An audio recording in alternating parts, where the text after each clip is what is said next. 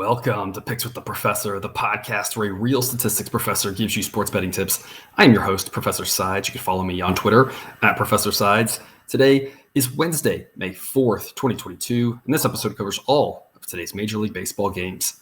In case you're new here, I built a mathematical model for win probability, and I analyze weather data in order to come up with some plays on totals. I'll make one pick and one pick only on every game that's played Monday through Saturday. That doesn't mean I recommend you do the same. I'm just giving you the information as to what I like the most and where my head is for each matchup. As we go through the plays, remember there are no locks in gambling, so we'll give you our loves, likes, and leans to help you decide which picks you might want to play and how I recommend scaling wagers. With that in mind, please understand that good and bad variance will occur, so as much as I'd like to say will be profitable each and every day, that isn't a possible reality for any gambler. Yesterday, just couldn't quite get there. Not a good day. We've had worse, so I guess it could have been worse, but not one of our good days. So we'll try to bounce back with that today. And before we get to that, some reminders. Please hit that like button if you're on YouTube. Also, if you aren't yet, please consider subscribing or following. It's free and the only way to ensure that you don't miss any college basketball, MLB, or college football content that this channel provides. Share with a friend if you know others in the game. Hit me up on Twitter or drop a comment if you're on YouTube. I love those and try to respond to as many as I can. And as a reminder, I encourage all my listeners to have multiple books in their portfolio, especially ones with reduced use, dime lines. That's minus 105 on each side for MLB games. These at your disposal. You should be able to find an edge on any game. I have a couple of these that I'm recommending. Links are in the show's description and on the website, www.pickswiththeprofessor.com/sportsbooks. Lots of day games, a few night games as well. So lots of fun today, a couple double headers. We're going to start off 12:40 Eastern. First pitch, Diamondbacks at the Marlins. Two teams that I've really liked riding their unders this year, playing a pair of 5-4 games to kick off the series. A Diamondbacks team that's quietly kind of put together a solid run. We all made jokes at their expense about how bad their offense was, but from the very start, episode 1 of the season, because Jared and I talked about, we kind of like the Diamondbacks pitching setup with Brett Strom coming in. It's tough to really get a feel for their offense right now. I don't quite think it's as good as it's shown. I think this is just a little bit of a bounce back, but they obviously aren't as bad as they were earlier. Today we got Madison Bumgarner versus Eliezer Hernandez. If you've been here with me very long, you know that I'm driving the Madison Bumgarner fan club. I'm driving that train here to start this season. I still think he's undervalued. I think he's still got a little bit left in the tank, velocity back up. And so I still think we want to be riding him. The model says Marlins minus 134. If you had to look one way or the other, I'd back Bumgarner and take the Diamondbacks at plus 132. That's one way to look. It's not the way I'm going, but it's just something to keep in mind. The total is 7.5. I thought about going game under, but I don't really think Eliezer Hernandez is that great. I think I mentioned before, he's kind of their weak spot in that Marlins rotation. I like a lot of their starters. He's the one I think, off the top of my head, I think I like the least. Definitely below average pitcher. The Diamondbacks offense kind of showing signs of life. 7.5 is just a little bit too low in case they start scoring. So instead, I'm going to isolate the Marlins team total. You've kind of got two options on this. If you shop around, you could probably go under a 3.5 with plus odds or under 4.5 with a lot of juice. I'd rather take the plus odds in this case. So I'm locking in Marlins under 3.5, plus 113. And I'm giving that an A pick. Like I said, I like the Diamondbacks rotation. I like what Bumgarner's done. Their bullpen, overall not great, but has a couple of good pieces. So as long as they stay in this game, they use those guys. And that should keep the Marlins under this number. They've gotten to 4 here, I believe, in the first 2 games. I think Bumgarner can hold them down under 3.5, so 3 or less. So A pick for me to start us off an early game there, especially if you're a Diamondbacks fan watching this game local time. It'll be awful early in the morning for you. We've got a doubleheader slated for Cleveland. Padres at the Guardians, 1:10 Eastern first pitch. The first game appears to be Clevenger and Plesac. As we had yesterday, we did have a switcheroo with the starting pitchers from these, so you never know exactly how that's going to play out. So just always check back. I'll comment on this video. I'll tweet it out on Twitter there if there is, and if that adjusts anything. If it is Clevenger and Plesac, my model says Padres minus 135. It's the same number I had yesterday, but yesterday this number was a lot lower. I don't really know why it's changed. I think it's kind of a silly move. It kind of linked back to yesterday's game of the Marlins Diamondbacks. That line came out about minus 150, and I said that's absurd. This line should be closer to minus 190, and that's where it closed. And I got that minus 150. If you listened to this earlier in the day, you got a great number with respect to where it landed. I guess it gave you options if you wanted to play out of it a little bit. It turned out to not work for us as the Marlins fell a run short. But you'll often hear me talk about, I don't really think closing line value means a ton anymore. I think it absolutely used to. And I don't know exactly when that changed, 3 years ago, 4 years ago, 5 years ago. But at some point, sportsbooks started hiring more people like me, analytics people who run numbers and can come up with these things. And they started coming up with better opening numbers. And I tracked it for college football because it was a smaller data set. I tracked it for college football last year. And movements basically meant nothing. The only time that movement actually matters really is injury. So, and that's probably more important for football, obviously more important for basketball. For baseball, there's just not really one guy that's going to move the needle that much other than maybe like Trout or, Soto might move the line, 8 cents or something. But I mean, one player's not moving the line a ton. And so I say all that to indicate yesterday, we got great closing line value, but it didn't mean anything because we still lost. And I think that just I've seen that so much more the last couple of years than we did 5 years ago. 5 years ago, 10 years ago, right? If you got great closing line value, that was going to mean you were going to win. And now it doesn't. You can get great closing line value all you want, and you might be slightly profitable, maybe, but you still might be a loser. And my point with all that, going back to this Padres Guardians game, is I think the opening line yesterday was better than where it moved to. I don't quite understand the move towards the Padres. That doesn't mean it's not right. I just don't understand it. Again, I think Padres minus 135. I'm seeing Padres minus 163. Doesn't make any sense to me. I've locked in a B pick on the Guardians plus 150. I don't trust the Guardians. I don't trust their offense. I just think this is a great value spot. And I think a side that we want to be on. Total 7.5. Weather-wise, it'll be a chilly day, 50 degrees, winds blowing in slightly, not going to really affect things too much, but that chilly day is going to potentially keep the ball in the yard. So I thought about going under here. That was the play I was going to make on this game yesterday. I don't think under is a bad look. The concern that you have there, of course, is Clevenger rating is the better pitcher, but a guy we haven't seen in a while. Plesac being below average. And so there's just a little bit of concern there. But again, I don't really trust the Guardians offense. Padres offense kind of hit and miss. So again, under I think is still a solid play. But with this value, plus 150, I got to lock the Guardians in there. Only a B pick. For now, I could never make an A pick on the Guardians. I just don't trust them that much. I don't want to be over invested in them. 1:10 Eastern first pitch, Braves at the Mets. Ian Anderson versus Tyler McGill. Weather-wise, we're going to be in the upper 50s to low 60s. A slight chance of rain, so there might be a delay. It looks like it will clear out eventually. Maybe patchy may just play through some rain.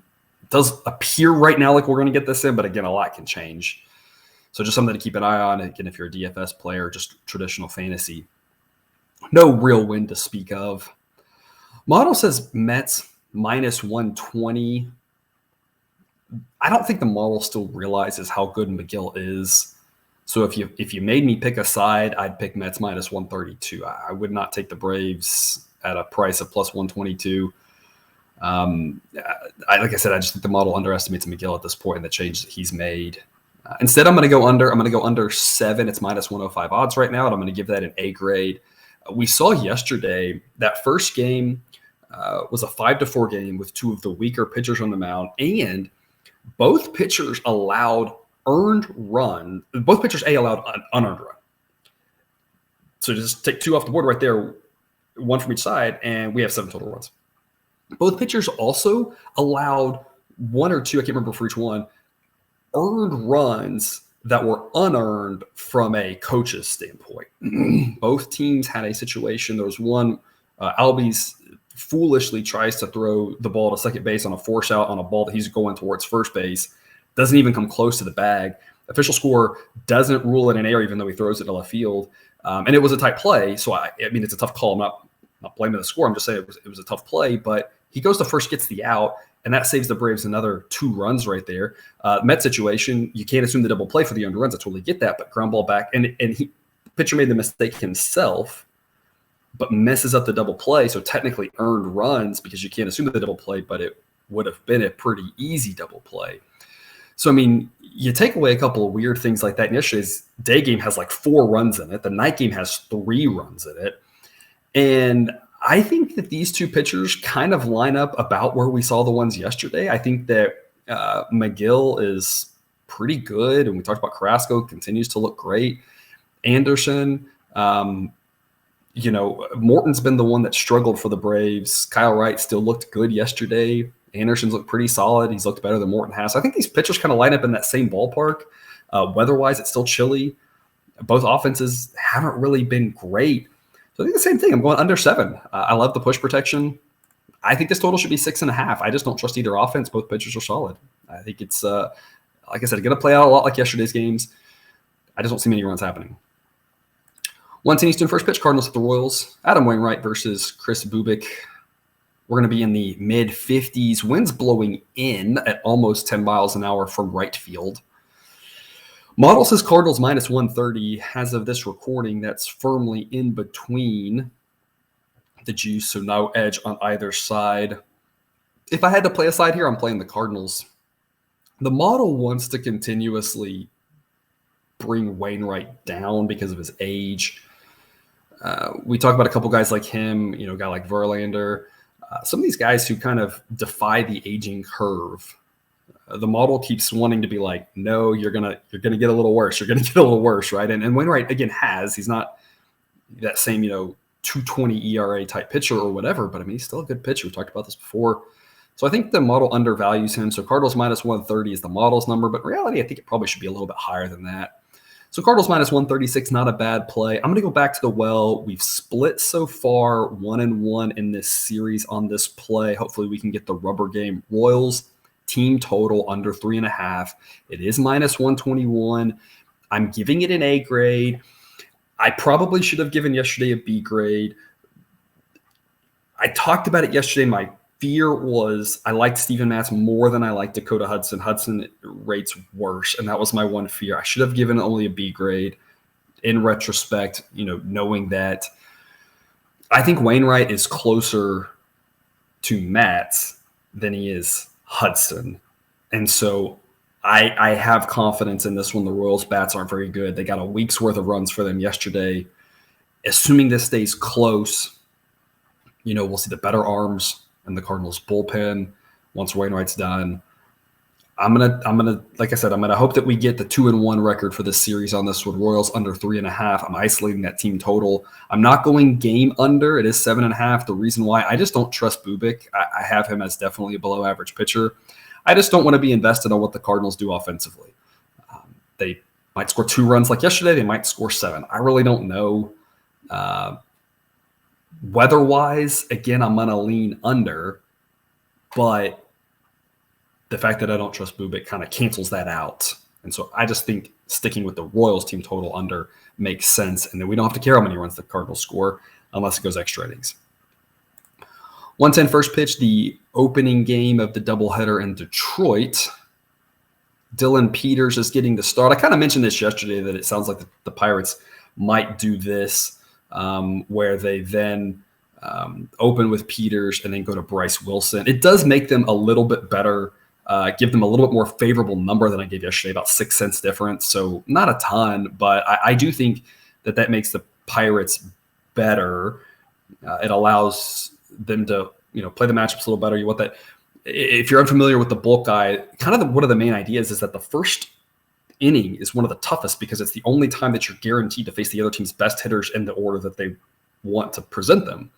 And so you let a reliever go, someone else who can throw hard and try to get those guys out. And then the starter, who maybe is a little weaker, he comes in and he gets to face the bottom of the lineup and allows him to have more advantaged at-bats for him. That makes Bryce Wilson a little bit better because we think that he'll get a little bit more favorable matchups. So I think it gives the Pirates a tiny bit more of an edge. I made it Tigers a little over minus 150 yesterday. Now knowing that Peters is going to open, I've got Tigers minus 145. Yesterday, I locked in an A play on the Tigers. We were in the low 130s. If you can get another minus 130 type number, I love that. It's an A pick for me there. But that's not where the number is right now. This morning, I got Tigers minus 143. Having to pay that extra dime drops it to a B pick for me. Again, a lot of times the difference on the A and B picks is just value. So keep an eye on these numbers and where they're moving. A lot of times it goes to, I've got extra value. I just want to be a little bit more invested where I think we've got more value, because I think that's where we're going to profit in the long run over the course of, however many thousand games there are in the season, right? So at minus 143, only a B pick for me on the Tigers. I think they're the better team. I don't love Pineda, but I think he's probably league average. These two teams, I mentioned this yesterday, their records are similar, but I don't think they're similar in terms of talent. Weather-wise, I can't go under in this spot. It is going to be upper 50s, so a little chilly, but the winds will be blowing out to right center at double-digit miles per hour, so that kind of offsets. Total 7.5. I think that's a good number to stay away on the total for me there in the opening game of the doubleheader in Detroit.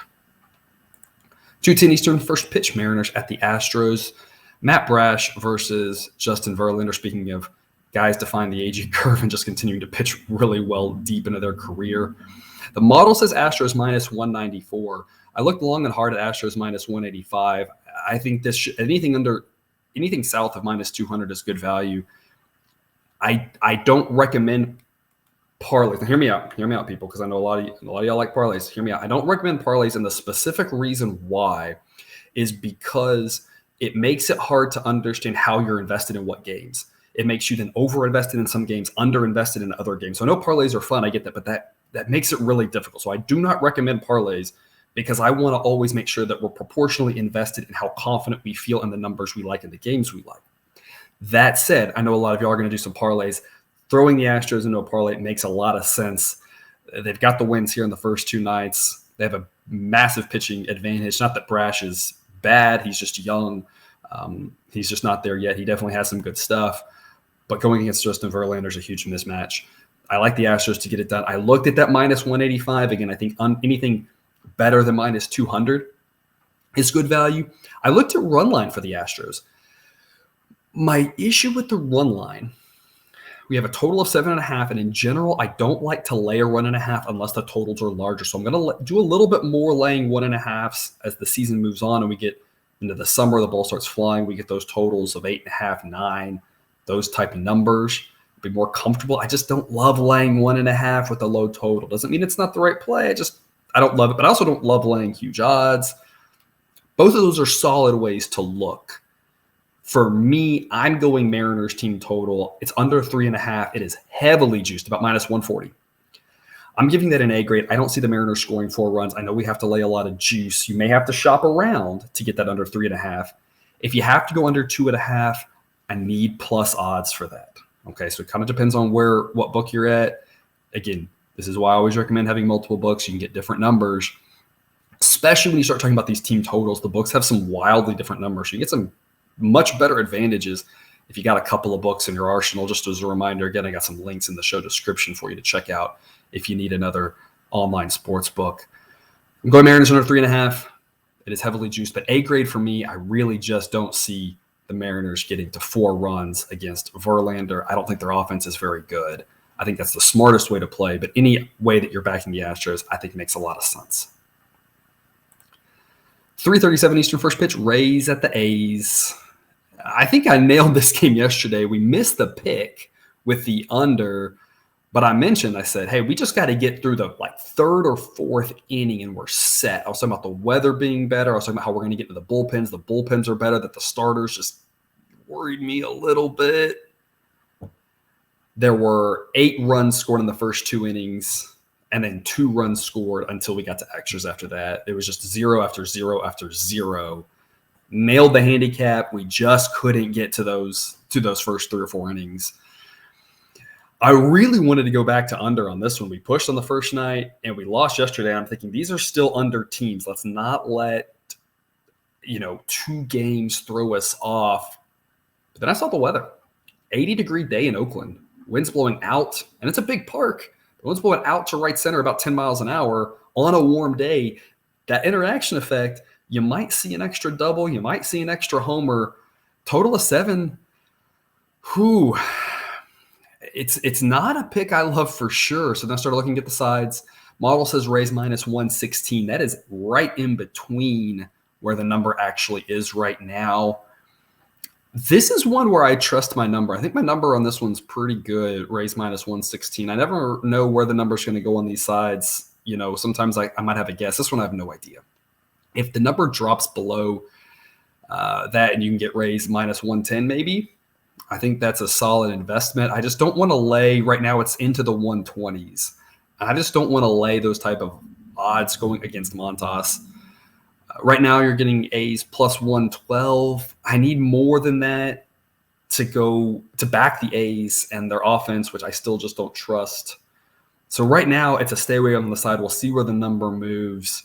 I talked about the total oil of it. I'll go under 7. It's -118. I do not love it. I'm going with a C pick just to lean. Weather scares me in this one. And it's not like yesterday, where yesterday I said, hey, we just got to make it to the first part, hold our breaths, right? And then we'll be good. It's going to stay warm all day with being a day game. This one's going to be a sweat on the under, so I don't love it. I think the number's pretty good. I don't really like anything in this right now. So we'll see where the number moves. Maybe that gives you a better play later on in the day. 14 Eastern, first pitch, Pirates at the Tigers. This will be game 2. Jose Quintana versus Alex Fado. Weather-wise, we're still going to be chilly. Winds will still be blowing out. Not much of a change there. I'm going the same pick in game 2 that I did in game 1, and I'll back the Tigers. It's -119, and I will give it a B pick as well. The model says -126. This one's a little tougher because Quintana has shown signs of life, and with a young pitcher coming up, you never really know what you're going to get. So it's one I don't want to be over-invested in. It's really just a trusting the model and trusting that these two pitchers aren't that different, that Quintana's a better pitcher, but not by enough to overcome the fact that we're in Detroit, to overcome the fact that the Tigers have a better bullpen, to overcome the fact that the Tigers have a better offense than Pittsburgh does. I just think the Tigers should be a little bit more favored in this game, so -119 B pick, but not what I'm going to over-invest in, given that I think the starting pitching matchup does favor Pittsburgh. Game 2 in Cleveland. Mackenzie Gore versus Cal Quantrill. Two pitchers that I think are a little bit undervalued. We talked about Gore last time out. He continues to impress, and he's developing the consistency that we're looking for in order to show a good year that young pitchers sometimes don't show. I continue to like what I see from him. Quantrill, a pitcher who just quietly gets good results. We still have a chilly day there in Cleveland. By the second game, it's not going to have warmed up any. Winds will be blowing in, but only about 5 miles an hour. It's not really affecting things there. Model says Padres -113. I can't take Cleveland at a price of +115 because I don't want to fade Gore and back the Guardians unless I'm getting good value. And that was at least a benefit in game 1. You're giving me +150. It's like, hey, it may lose, but again, we make that play every day. We make that play 6 days a week. We win 3 of them. And we've made a good profit, even at 7, right? If we make it 7 days and win 3 of them, right? We still made a profit. So at +115 though, it's just not enough. Even though the model says maybe slight value, I need more to really get excited about it. I think under's the way to look. The number, I think on the number on the sheet actually is wrong on this one. The number on this one is all over the map. It's one of the weirdest things I've ever seen. I think I locked in under 8 at around even money, and I'm giving that an A grade. I'm seeing 7.5s. I'm seeing 7s. I'm seeing 6.5s. I'm seeing 8.5s. I don't know what's happening with the number on this one. Again, it's one of the weirdest things I've seen. Make sure you shop around and get a good number on this one. I don't want to go under 6.5 for sure. And I'm okay with 7.5, but it's an A pick for me if you're getting 8 or one of those 8.5s is out there. And those 8s are out there at a lot of places. FanDuel had an 8. BetMGM had an 8. Another one of the American casinos, I can't remember which one, had an 8.5. So there's lots of good numbers out there, but the number just varies like crazy. So it's one of the weirdest situations. Make sure you get a good number on this one. At 8, it's an A. At 7 or 7.5, it's a B. I'll make sure to get that sheet corrected as the number. The number on this one just got wonky. I cannot explain it. It's probably because of the doubleheader, but something weird happened with that. So take advantage of that and get you a good number on this one. Evening games, Rangers, the Phillies, Martin Perez versus Zach Wheeler, who continues to impress. Again, 2 starts ago looked great, just couldn't quite finish off that 5th inning. Last inning, look back to vintage Zach Wheeler. Weather-wise, we're going to be in the upper 60s winds, maybe slightly in. Model says Phillies minus 193. It's an A pick for me on the Phillies minus 165. It's pretty straightforward. I trust Zach Wheeler. I think Martin Perez is very average. I think the Phillies are a better team than the Rangers. This number should be up in the minus 200s. It's a similar situation as I talked about with the Astros. The difference is with the Astros game, we would have to lay a price like minus 185 or something like that, which is just a lot, or 190, right? That's just a lot to lay. It's not that it's not the right side. It's just too much for me to love personally. It's why I went a different angle. On this one, it's only 165. Love this A pick for me on the Phillies. I think they get the job done. I really like Zach Wheeler. I think he will shut down the Rangers' bats. 7:05 Eastern, first pitch, Twins at the Orioles. Dylan Bundy versus Kyle Bradish. We're going to start off in the mid-70s, close in the mid-60s. A little bit of chance of rain early. Might be a delay on this one. Again, something to keep an eye on weather-wise. Winds will be blowing kind of in, kind of across from left field. About 10 miles an hour, so maybe you'll help the pitchers out there. Orioles, again, we talked about, have been an under team, but as I mentioned yesterday, that's starting to change, and I think it's probably more true to form, what we're seeing of them now, than what we saw of them early in the season. So a total of 7.5. I can't really get excited either way. It's definitely a stay away for me on the total, especially starting off with warmer weather. But that wind kind of blowing in kind of across, depending on exactly which way it blows, might help the pitchers or might not. 7.5 is not a number I can get excited about, so I'm straight passing the total.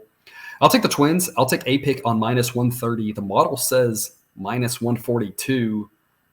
I think the Twins are just the much better team. I think Bundy's a better pitcher than Bradish. I think it's pretty straightforward. I think this should be more like minus 150. At minus 130, I think we're getting a lot of advantage on the Twins. They got us a pretty easy win yesterday. It was kind of a competitive game for the first half, and the Twins pulled away and won handily. Kind of see the same thing happening tonight. I think it might stay interesting for the first few innings, but I really like the Twins here. I like Bundy. Bundy really struggled in his last outing in the first inning and then pitched great the rest of the game. So as long as he doesn't have that hiccup, I don't think the Orioles offense is that exciting. I think he should have a good game. I think the Twins win easily. Minus 130 offers too much value not to make an A pick for me. 7:07 Eastern, first pitch, Yankees at the Blue Jays. Nestor Cortez versus Yusei Kikuchi. Pitcher in Kikuchi, I just do not like. I just don't think he's got it at this point. I think Cortez is a better pitcher. Model says Yankees minus 104. I've built in code to the model to adjust for how teams are playing and to adjust for misreads. So, I mean, right now it's giving the Yankees a boost. So I want to make sure everyone's aware this is not a situation where I'm unaware that we faded the Yankees a few times this year, and it hasn't worked for the most part. It hadn't worked these first 2 days in this series.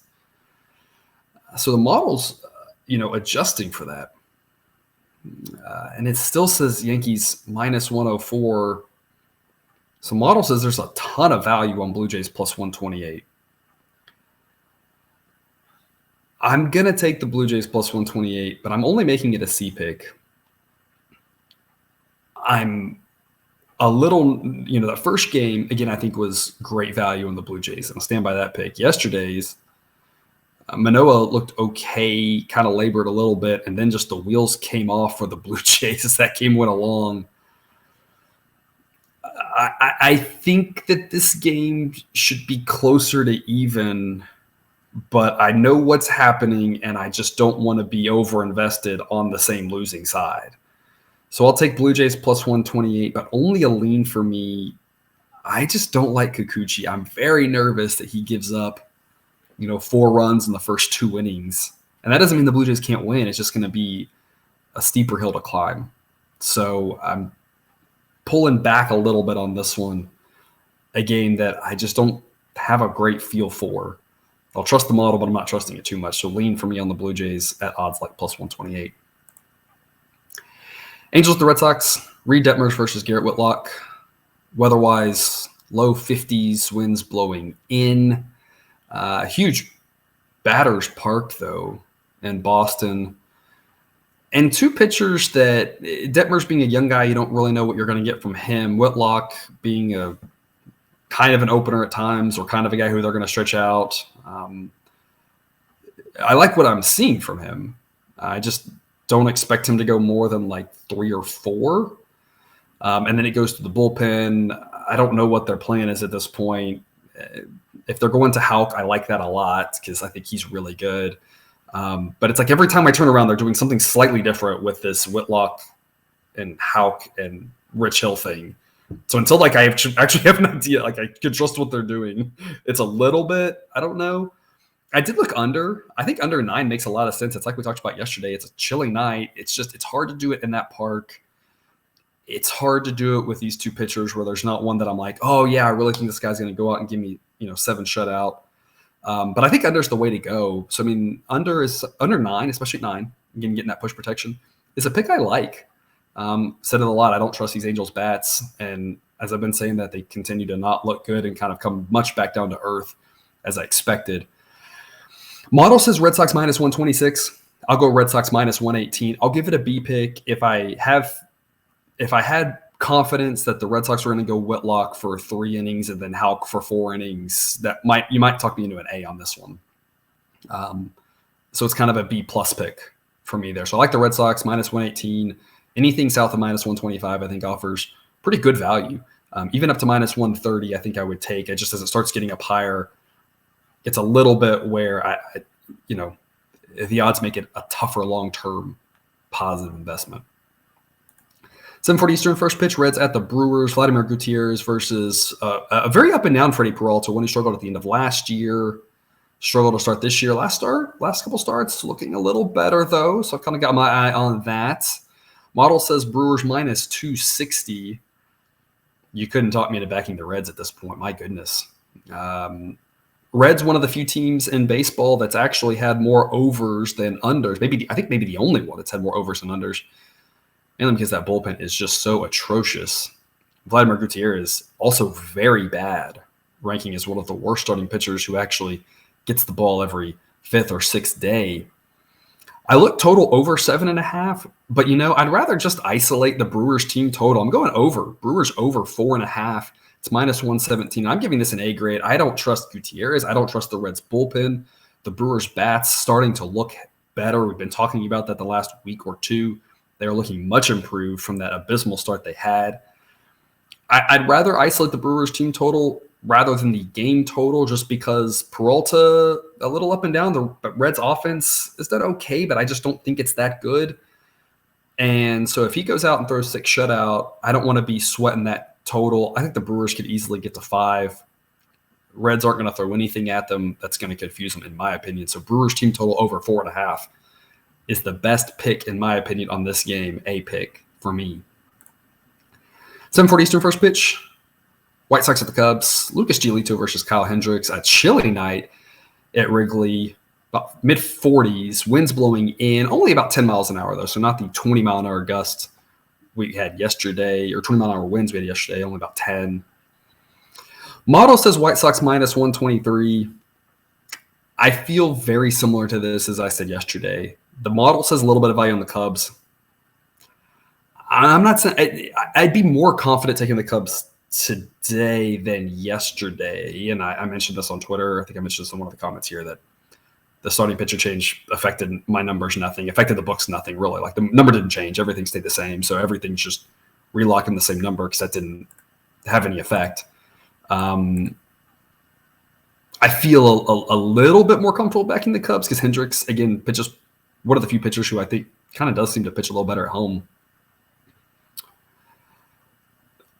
But I just don't like fading Giolito. I don't trust either offense. And it's going to be such a cold night, the ball's not going to fly. I'm going under 7. It's minus 120, A pick for me. Looking around at sports books, again, make sure you have multiple books out there shopping around. I saw a lot of 6.5s. I saw a lot of 7s. It was pretty split.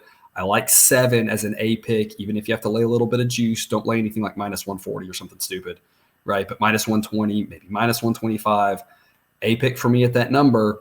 If you only got a 6.5, that's a B pick because, as we've talked about, 7 is one of the more common endings for total runs. So I really love under 7A. Again, don't trust either offense. The weather's great. And I like Giolito, period. I like Hendricks at home. So I think this is another easy under like yesterday. 8:40 Eastern first pitch, Nationals at the Rockies. A Rockies team that just did not show up last night. Marquez didn't look great. The bullpen looked awful. That was the number one surprising result for me last night, just how they got destroyed. Tonight we've got Patrick Corbin versus Austin Gomer in a very cold night course. Similar to Chicago, we're going to be mid to low 40s. Chance of rain, so another thing to keep an eye on there. The rain in Denver operates a little bit differently because of the mountains than rain in other places. So it's probably less likely to be it's probably more likely to be something they can play through and or just patchy, and they should be able to get the game in, hopefully. That's the typical pattern there. But again, we'll know more as we get closer. Just something to keep an eye on. Winds blowing in from left center at 10 miles an hour. Massive under weather. A total of 10.5 makes no sense to me. This total should be 9.5. I understand Coors. I understand the elevation. But with the wind blowing in and the cold weather, that's going to basically cancel out the ball carrying. And now the only thing we have to deal with is the fact that that park is large because they built a larger park knowing the ball was going to carry. So there's a lot of ways that doubles can fall in. And that's something for sure we have to worry about. So, I mean, this weather in a normal park, this total should be, 7, right? But it still is a large park. Ball still carries well. So the weather only offsets that so much, right? But there's just no way this total should be 10.5. It's a B pick for me, under 10.5, minus 103. I don't love either pitcher. They're both just a little too inconsistent for me to give this an A. And as we saw last night, and we've seen it a few times with Rockies games, sometimes one team just gets out in Coors, up a handful of runs, and then the wheels just fall off, and then just like runs go off crazy. So I can't give it an A grade because we've just seen too many times where a 7-0 lead that in most parks becomes just a snooze fest, just gets away and becomes a 12-5 game or something. I don't want to go first 5 because I don't want – I know that there's a possibility that the game gets out of hand late, but there's also the possibility there's just some runs early that it's like 4-4 after 5, and then nothing happens the rest of the game and somebody wins 5-4, right? So you can kind of look either way. I'd rather just have the full game. So I'm going full game under 10.5 B pick. First 5, I think it's just a little bit worse for me, but like not a bad idea to, again, prevent some of that blowout. So you can look that way if you want. I think under's the side to look here.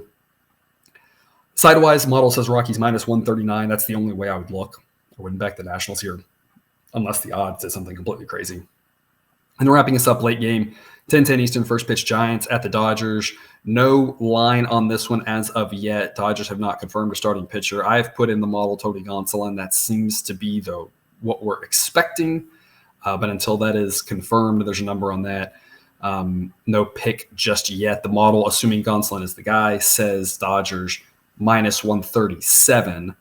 And so I will update an official pick in the sheet and on Twitter on that one and give a brief explanation for what I think on that game later on in the day.